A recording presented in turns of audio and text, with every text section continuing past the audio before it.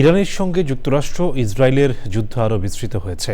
প্রতিদিনই বাড়ছে হতাহতের সংখ্যা। এক মাস ধরে চলা যুদ্ধে এবার সরাসরি যোগ দিয়েছে ইয়েমেনের সশস্ত্র গোষ্ঠী হুতি। ইসরায়েলে ক্ষেপণাস্ত্র হামলা চালাচ্ছে ইরানপন্থী এই গোষ্ঠীটি। যুক্তরাষ্ট্রের প্রতিরক্ষা সদর দপ্তর পেন্টাগন নতুন পদক্ষেপ হিসেবে প্রায় 5,000 মার্কিন নৌ ও মেরিন সেনাকে মধ্যপ্রাচ্যে পাঠিয়েছে। তেহরান বিশ্ববিদ্যালয়ে হামলার পর ইসরায়েল ও মধ্যপ্রাচ্যে মার্কিন বিশ্ববিদ্যালয়গুলোতে হামলার হুমকি দিয়েছে ইরানের ইসলামী বিপ্লবী গার্ড কোর IRGC। সুদীপ্ত মাহমুদের রিপোর্ট। 200-র বেশি সার্ভিস ও ফিচারে লেনদেনের সব বিকাশ অ্যাপে সম্ভব। ক্ষণে ক্ষণে বদলাচ্ছে ইরান যুদ্ধের হিসাব নিকাশ। ইরানের অভূতপূর্ব প্রতিরোধে রণকৌশল পাল্টাতে হচ্ছে যুক্তরাষ্ট্র ও ইসরায়েলকে। মার্কিন সংবাদ মাধ্যম ওয়াশিংটন পোস্ট জানিয়েছে, ইরানে কয়েক সপ্তাহের জন্য স্থল অভিযানের প্রস্তুতি নিয়েছে যুক্তরাষ্ট্র। পেন্টাগন এরই মধ্যে প্রায় 5,000 মার্কিন সেনাকে মধ্যপ্রাচ্যে পাঠিয়েছে। মার্কিন সেন্ট্রাল কমান্ড এ তথ্য জানালেও সেনারা কোথায় অবস্থান করছেন তা স্পষ্ট করেনি। সেন্টকম বলছে, মার্কিন যুদ্ধজাহাজ USS ত্রিপলি সেনাদের দায়িত্বের এলাকায় পৌঁছে দিয়েছে। মধ্যপ্রাচ্য যুদ্ধ বন্ধে যখন পাকিস্তানের মাধ্যমে কূটনৈতিক তৎপরতা চলছে, ঠিক তখনই হুতিরা যুদ্ধে জড়ানোর ঘোষণা দিয়ে ইসরায়েলে ক্ষেপণাস্ত্র হামলা চালানো শুরু করেছে। হুতির সামরিক শাখার মুখপাত্র ইয়াহিয়া সারি জানিয়েছেন, ক্রুজ ক্ষেপণাস্ত্র ও ড্রোন দিয়ে ইসরায়েলে বেশ কিছু গুরুত্বপূর্ণ সামরিক স্থাপনায় হামলা চালানো হয়েছে।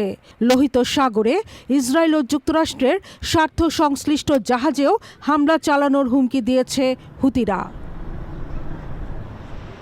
ইরানের পাশাপাশি লেবাননেও হামলা চালাচ্ছে ইসরায়েল। লেবাননের দক্ষিণাঞ্চলের আল হানিয়া শহরে ইসরায়েলি হামলায় শিশুসহ সিরিয়ার 6 জন অভিবাসী নিহত হয়েছে। ইসরায়েলি হামলায় লেবাননে প্রাণ হারিয়েছেন 3 জন সাংবাদিক। ইসরায়েলের দাবি, নিহতদের একজন হিজবুল্লাহর গোয়েন্দা বাহিনীর সদস্য। ইসরায়েলি সামরিক বাহিনীর একজন মুখপাত্র জানিয়েছেন, গত কয়েকদিনে ইরানে 100টি এবং লেবাননে 170টি লক্ষ্যবস্তুতে হামলা চালানো হয়েছে। ইরানের ব্যালিস্টিক ক্ষেপণাস্ত্র উৎপাদন কেন্দ্র, ক্ষেপণাস্ত্র উৎক্ষেপণ কেন্দ্র, আকাশ প্রতিরক্ষা ব্যবস্থা এবং তেহরান বিশ্ববিদ্যালয়ে হামলা হয়েছে। পাল্টা জবাবে ইরানের IRGC জানিয়েছে, এখন তাদের মূল ও বৈধ লক্ষ্যবস্তু ইসরায়েল এবং মধ্যপ্রাচ্যে থাকা যুক্তরাষ্ট্রের অনুদানে চলা বিশ্ববিদ্যালয়গুলো। ডোনাল্ড ট্রাম্প ইরানের বেশিরভাগ অস্ত্র ধ্বংসের দাবি করলেও রয়টার্সের প্রতিবেদনে বলা হয়েছে, যুদ্ধের একপাশে যুক্তরাষ্ট্র ইরানের মাত্র 1/3 ক্ষেপণাস্ত্র ধ্বংস করতে পেরেছে। সময় যত গড়াচ্ছে, যুক্তরাষ্ট্রেও তীব্র হচ্ছে যুদ্ধবিরোধী মনোভাব। দেশ জুড়ে শুরু হয়েছে ট্রাম্প বিরোধী বিক্ষোভ। ট্রাম্পের নীতি ও তার প্রশাসনের স্বৈরাচারী আচরণের প্রতিবাদে রাজপথে নেমেছেন লাখো মার্কিনী।